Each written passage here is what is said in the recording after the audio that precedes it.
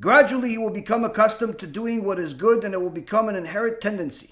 This is the best way to acquire good qualities, by training oneself. Acquiring good traits by way of study also begins with a battle.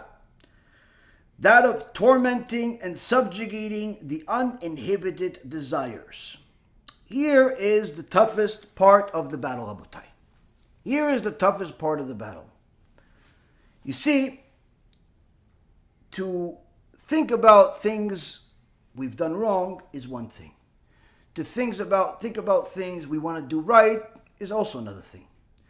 To theoretically look at things, not a problem. To deal even with things that are just your day-to-day stuff, your job, money, wife, husband, kids, things like that, that's life. But in order to become good,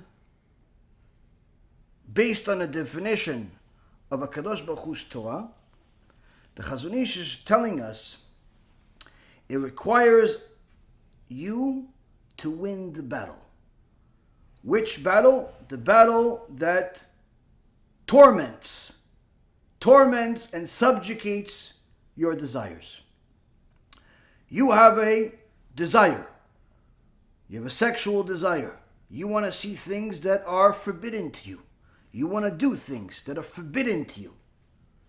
If you want to have any chance whatsoever of becoming good, you not only have to win the daily battle, you have to literally get to a point where when it becomes extremely tough and you feel like your skin is about to fall off because you're so hot and you want to do something wrong, you have to win that battle too. It's very easy to win the day-to-day battle when you barely have any desire, or perhaps you were just with your wife or your husband. It's very, that's not the big deal. That's not what the battle we're talking about. He's talking about tormenting yourself, meaning overcoming the toughest of tough battles, where you have the biggest test in the world in front of your eyes. And not only you don't fail, you have trained yourself to the point where you're not even looking. You're not even looking as soon as you identify something is forbidden. This is no different in any other desires that a person has programmed themselves to pretty much become addicted to. To some people it's drugs, some people it's food, some people it's women, and on and on. Anyone that wants a chance of being righteous in accordance to HaKadosh Baruch Hu's definition, we're not talking about being the biggest tzaddik in the world here. Righteous, period, bottom level, like just being on the right side, going to heaven, has to get to this point. Has to be able to overcome the biggest tests. Why? If you only overcome the smallest tests, but you fall for the big ones, eventually the big ones will become the small ones that you won't pass. Because it's not like the Satan just comes to you, small, he passed it, big one, dropped, and then you go back to normal, passing the small ones. No, as the Mishnah in Avot says, mitzvah goreret mitzvah, avera goreret avera. One mitzvah leads to another mitzvah, one avera leads to another avera, which means that once you fall for that big sin, automatically you have a desire to do another one.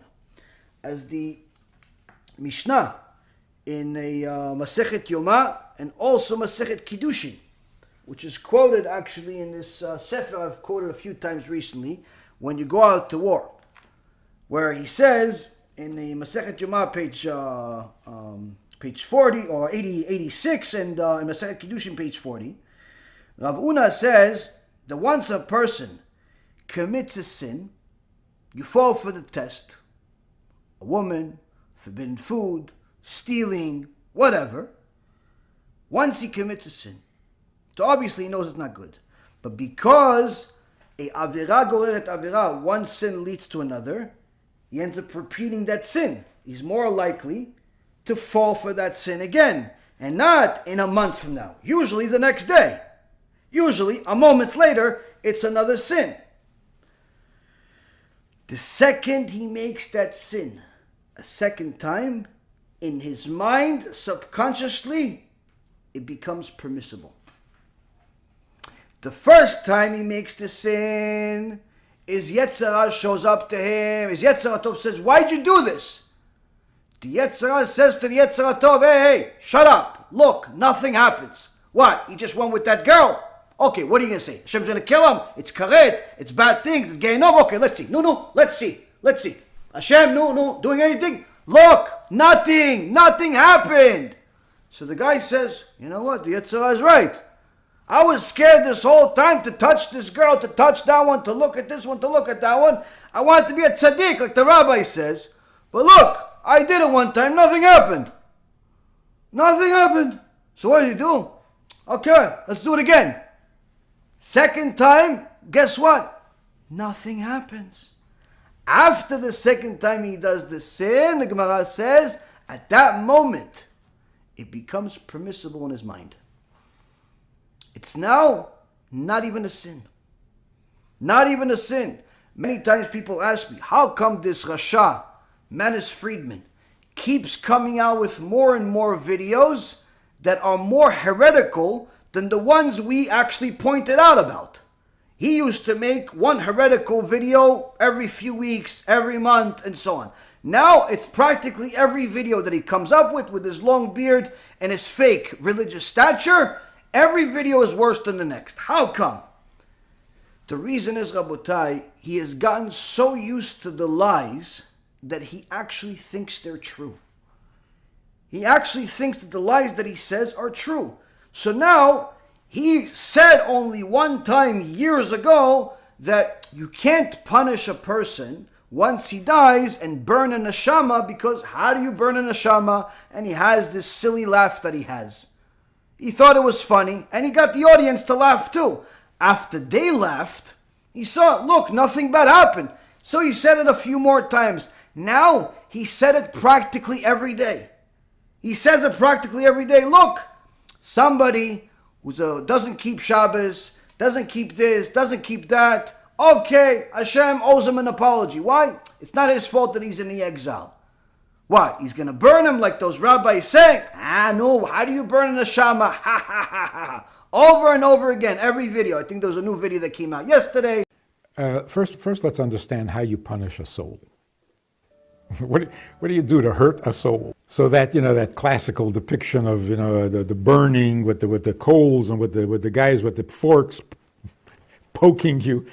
We're talking about a soul. How do you burn a soul? So heaven and hell, we often say, well, you go up to heaven and you go down to hell. Heaven is not up and hell is not down. And I wouldn't be surprised if he starts launching videos on Shabbat. Why? Because again, there's no punishment to nothing. According to him, there's no punishment. Why according to him there's no punishment? First of all, he never learned anything. Second of all, he has said heretical things so many times, to him, heresy has become true. Same thing goes with the others that we've mentioned.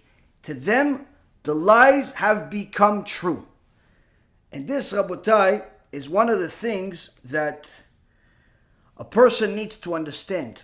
When we mention these people, we're no longer mentioning them to warn you, because we've already done enough videos about that. We're mentioning them in order to protest against heresy, because that's a mitzvah of its own, because there is an obligation on Klal Israel, on each and every single one of us, to hate the wicked people.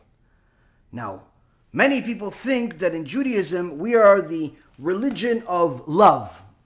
We're not the religion of love. The Christians stole that name right before they murdered millions of people. We're not the religion of love. We're the religion of emet, truth. We never claim to be the religion of love. We have the truth. The truth sometimes obligates you to love, like it says in last week's parasha, love the convert, love Hashem, love your brother. But sometimes it says hate. Where do we learn it? Same thing, last week's parasha. Last week's parasha, when it says, when you see your haters donkey fall in a hole, are you going to forget about him and just pretend like he's not there? Or are you going to go help him? Wait, so the Gemara in Masechet Pesachim says, wait a minute, hater? I thought maybe you were even allowed to hate a Jew. Maybe it's talking about a non-Jew. So the Gemara in Masechet Pesachim says, no, it's talking about a Jew. It's talking about a Jew. Oh, so maybe it's talking about a Jew that, is completely left everything, idol worshiper or something. He says, no. Doesn't have to necessarily be an idol worshiper. So what Jew are you allowed to hate? Someone who is either a min, which means he is leading other people astray, like a Manis Friedman and the likes, and all the other people that we've mentioned. That's a person you're obligated to hate. Furthermore, someone that knows the truth, but completely rejects it, doesn't care. You've told him, this is the truth. No, I don't want it. Why not? It's not for me. Well, it's not for you because you don't understand. It's not for you because you don't believe. Or it's not for you because you just don't feel like it. Third option. I know it's true and I still don't want to do it. That person, obligated to hate him. Why? It's a mitzvah from the Torah. David HaMelech did it. Rambam writes it. Shulchan Aruch writes it. Gemara writes it. It's a pasuk in the Torah multiple times. There is a time in the Torah that it's a mitzvah to hate certain people. I'm not saying hate every single person that's driving on Shabbat, because many of them are completely ignorant. So even the Rambam himself says, if the person is ignorant, bring him closer, try to help him do tshuva. That's what we do every single day of our life. But if the person knows the truth, knows it, but still doesn't feel like doing it, insists on continuing to live a life of sin, you have to hate him. He's not considered part of Amitecha. Why? This is a person that's spitting in your father's face every single day. How are you going to love him? No, but it's not really, he didn't do anything to my father. No, not your physical father here. Kadosh Baruch Hu, you fool. Kadosh Baruch Hu, the one that's giving you oxygen in your lungs, the one that puts money in your pocket, the one that gives you vision, hearing, taste, everything else that you have. Kadosh Baruch Hu is spitting in his face every single day, not just by the sin. The sin, a lot of people sin. You sin, I sin, everybody sin. But he's sinning knowingly, happily, and bluntly. Doesn't care. He drives to shul on Yom Kippur. Why? He wants to hang out with the guys. He figures all the guys from the neighborhood he hasn't seen all year are coming to shul, so he might as well go see them. Not because he's coming to do tshuva.